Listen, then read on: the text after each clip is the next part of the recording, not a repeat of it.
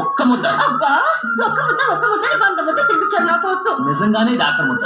నా బుల్లి గడు, నా బుజ్జి గడు, నా బజ్జి గడు.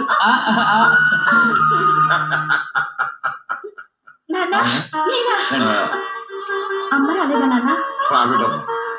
అంత బాగున్నారా? అందరూ బాగానే ఉన్నారమ్మా. కూర్చోండి. ఏమిటమ్మా చేతులు దెబ్బతలేదా? లేదే. మరి అల్లుడు గారు అన్నం తినిపిస్తున్నారు? అదా చేతులు కోరింటకు పెట్టుకున్నాను నాన్న. సరే, మీ పెళ్లికి ఏమొచ్చటా తెచ్చలేకపోయా. రేపు సంక్రాంతి కదా, మీ ఇద్దరికి కొత్త బట్టలు పెడదామని తీసుకొచ్చాను. తీసుకోండి. ఈ బట్టలు మీరు అమ్మ కలిసే కొన్నారా నాన్న? మీ అమ్మని చేసుకున్న తర్వాత నాకు కలిసి వచ్చిందే కానీ మీ అమ్మ మాత్రం నాకు ఏ పనులను కలిసి రాలేదమ్మా. మీరు అమ్మ కలిసి వచ్చి ఏ రోజైతే బట్టలు పెడతారో అప్పుడే తీసుకుంటాం. ఇప్పుడు వద్దు నాన్న. అదేమిటమ్మా? ప్లీజ్ నన్ను కంపెల్ చేయొద్దు నాన్న. సరే, నువ్వు జడ్జి కూతురువి, వారించగలనా? ఫోన్ చేద్దరు కానీ రండి నాన్న. వద్దమ్మా, దానిలో పనిచేసే వచ్చా. అదేం కుదరదు. మొదటిసారిగా మా ఇంటికి వచ్చారు, ఏదైనా తినాల్సిందే. సరే, నీ ఇష్టం తల్లి.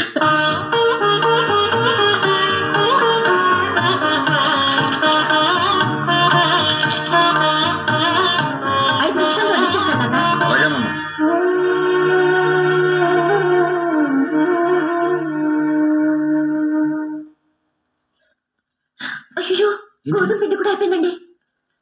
ఉప్మా రాలేదు, శనగపిండి లేదు, బియ్యం కూడా లేవు. మరి ఇప్పుడు ఎలా?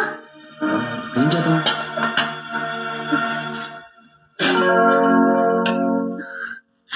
నాన్న వేడివేడిగా ఉప్మా చేసి పెట్టా. ఏది ఉంటే అది పెట్టమ్మా, తింటాను.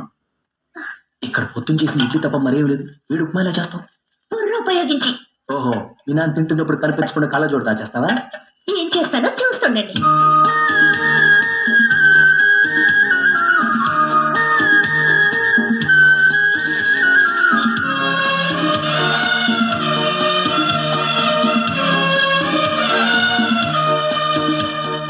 ఉప్మా రుచిగా ఉన్నాం.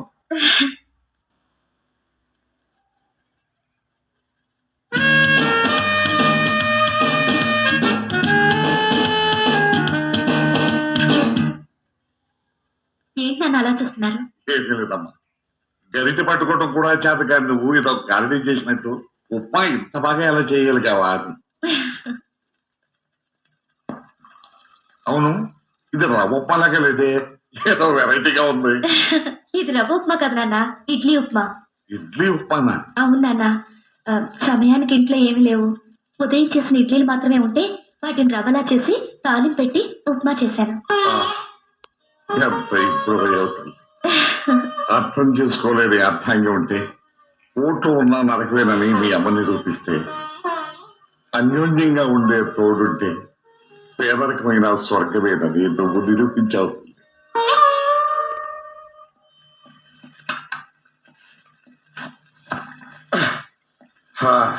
ఏమిటి మీ పల్లెటూరి గిల్లుడింటికి వెళ్ళొస్తున్నారా? అవును. ఎలా ఉంది మీ ముద్దుల కూతురు? నీ కూతురు కాపురం చూడముచ్చటగా ఉంది. ఎంత చక్కగా ఇంటి పనులు చేస్తుందో తెలుసా? వంట ఎంత రుచిగా చేస్తుందో.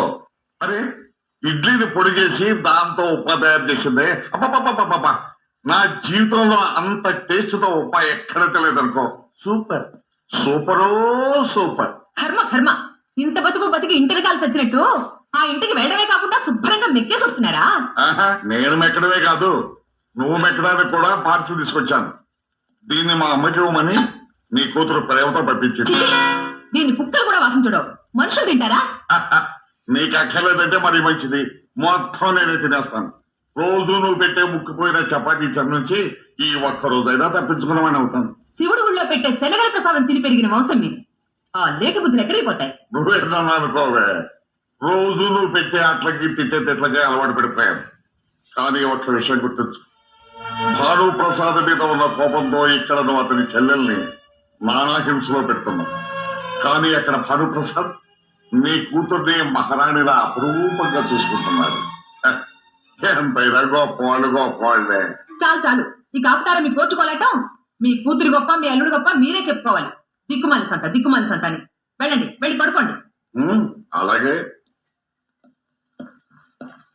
అబ్జెక్షన్ ఎవరాను? ఏమిటి? ఆ ఇంట్లో మగాడే మొగుడు, ఆడదే పెళ్ళ.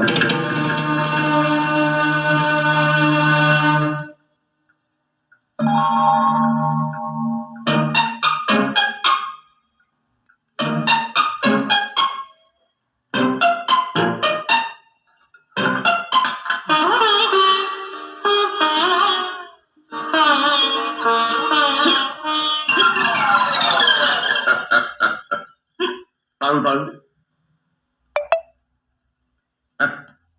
శివుడి గుడిలో శరగల ప్రసాదం తిన్నా పబ్లిక్ గా తిన్న వంశమే మాది. కానీ మీది దొంగ కోళ్ళ బట్టి తేరగా తిని పెరిగిన వంశమే.